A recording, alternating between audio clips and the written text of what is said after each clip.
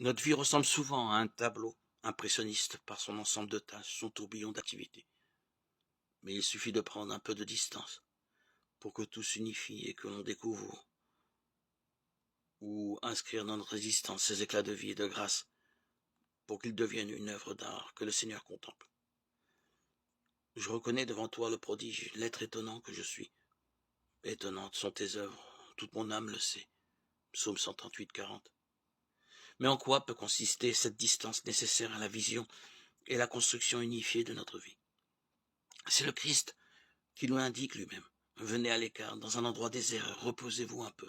Marc 6, 31.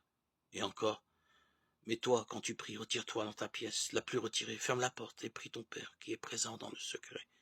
Ton Père qui voit dans le secret te le rendra. Matthieu 6, 6. Se reposer auprès du Christ et se placer seul sous le regard du Père, tel est le principe d'unité de la vie chrétienne. Cette mise à l'écart et cette solitude avec le Père Jésus les a vécues. Pour lui, cette expérience était aussi dans son humanité un combat spirituel, portant sur son identité. Les tentations de Satan au désert.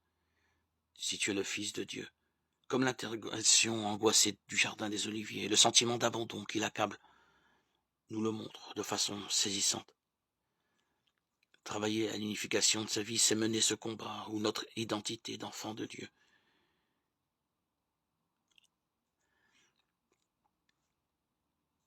est éprouvée, purifiée.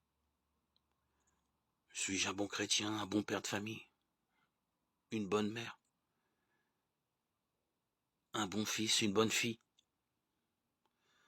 Ne sont-elles pas quelques-unes de ces interrogations qui ne cessent de nous habiter